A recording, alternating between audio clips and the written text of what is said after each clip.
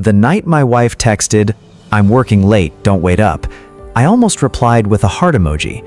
Instead, I stared at those 6 words longer than I should have, because something about them felt strangely rehearsed.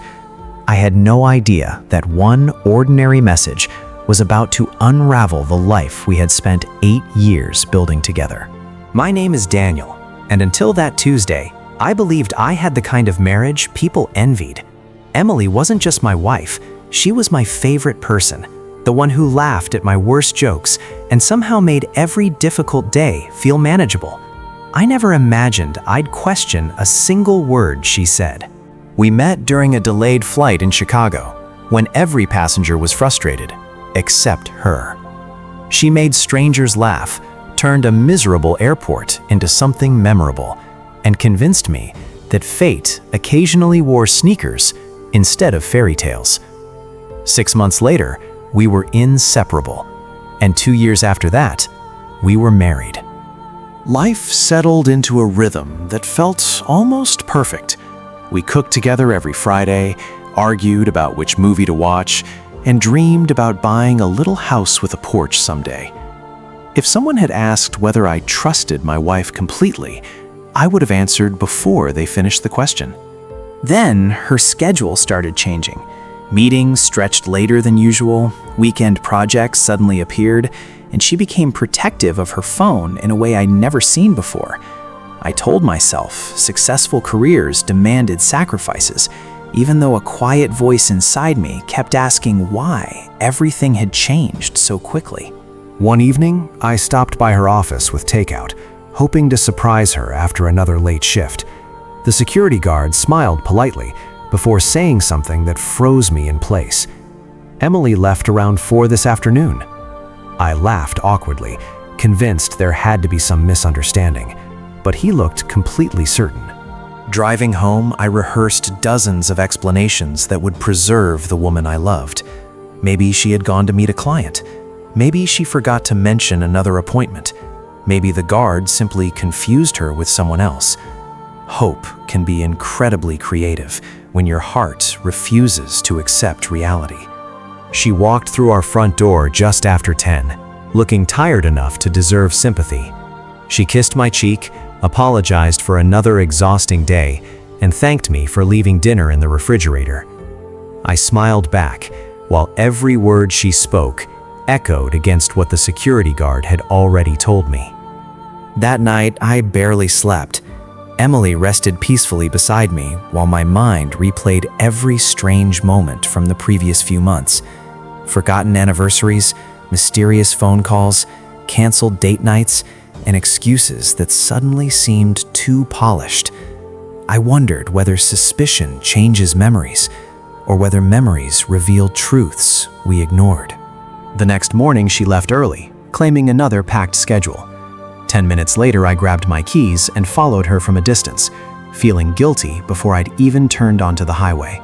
Every red light felt like a chance to stop chasing answers, but curiosity kept pressing the gas pedal.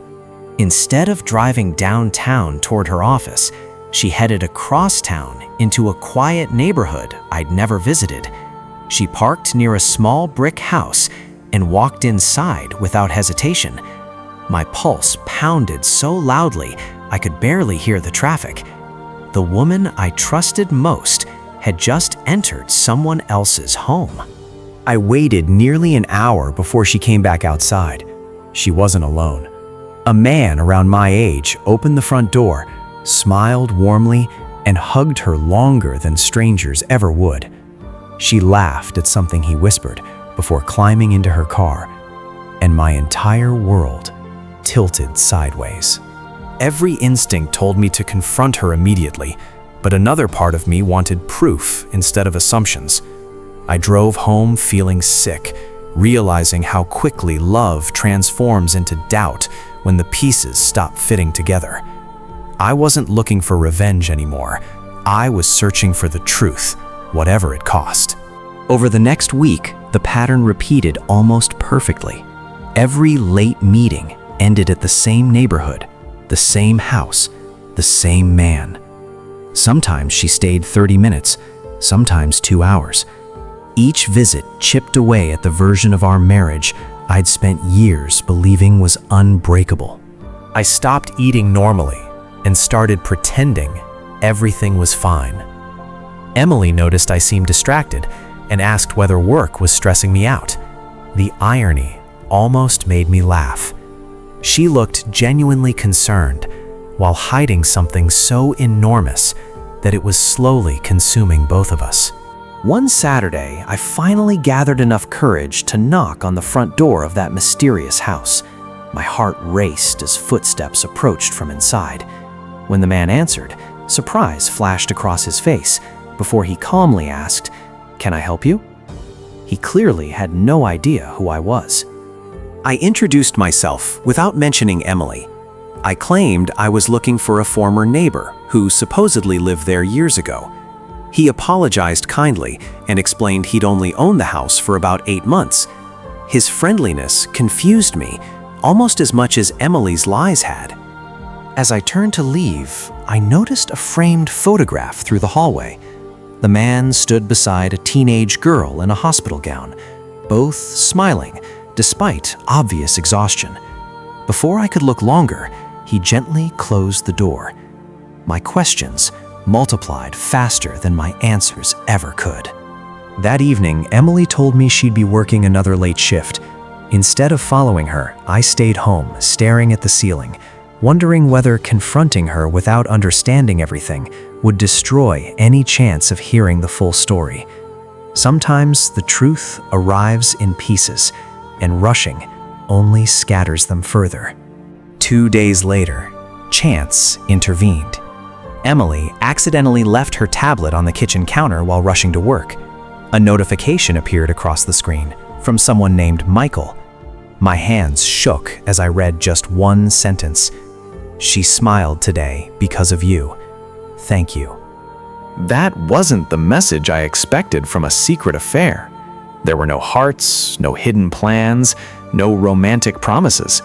Every conversation centered around medical appointments, donations, encouragement, and someone named Lily. Suddenly, my certainty cracked open, replaced by an entirely different mystery. I kept reading until guilt overwhelmed me. Emily had secretly been volunteering at a children's cancer support program after work for nearly 6 months. Michael wasn't her lover. He was Lily's father, struggling to raise his daughter alone while juggling hospital visits and impossible medical bills. One conversation explained everything I'd misunderstood. Emily had promised the organization never to share the family's private stories without permission. She believed keeping the secret protected the children, even if it meant lying to me about where she spent her evenings. She hated deceiving me, but thought it was necessary. I felt relief crash into shame with unbelievable force. For days, I'd imagined betrayal, while the woman I loved had quietly been giving exhausted families hope. Every suspicious clue suddenly pointed toward compassion instead of deception, and I realized how dangerous assumptions become when fear fills in missing details. Still, one question haunted me. Why hadn't she trusted me enough to tell me at least part of the truth? That night, when she walked through the door expecting another ordinary evening, I finally admitted everything. I told her about the office, the house, the lies, and my growing suspicion. Emily didn't yell. She didn't accuse me of spying. Instead, tears filled her eyes before she whispered, "I was terrified you'd insist on helping too, and I wanted one place where I could quietly make a difference without anyone thanking me." Her honesty hurt almost as much as her secrecy. We spent hours talking about everything we'd both failed to say. She apologized for lying, even with good intentions. I apologized for assuming the worst instead of asking difficult questions sooner. Somewhere between midnight and sunrise, we realized neither betrayal nor love survives where silence becomes more comfortable than truth. The following weekend, Emily introduced me to Michael and Lily.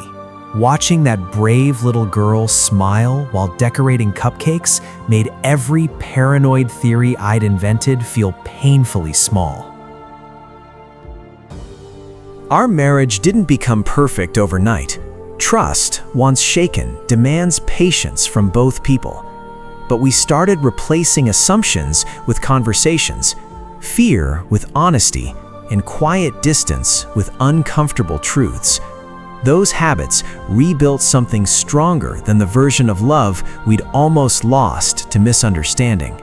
Sometimes I still think about that text message that changed everything. "I'm working late" turned out to be both a lie and the truth at the same time. It taught me that love isn't tested only by betrayal. It can also be tested by the stories we create before hearing the whole truth. If this story made you question how quickly appearances can fool us, remember that the hardest conversations often save the relationships worth keeping. And if you've ever discovered that the truth was completely different from what you feared, share your experience in the comments, subscribe, and join us for the next story.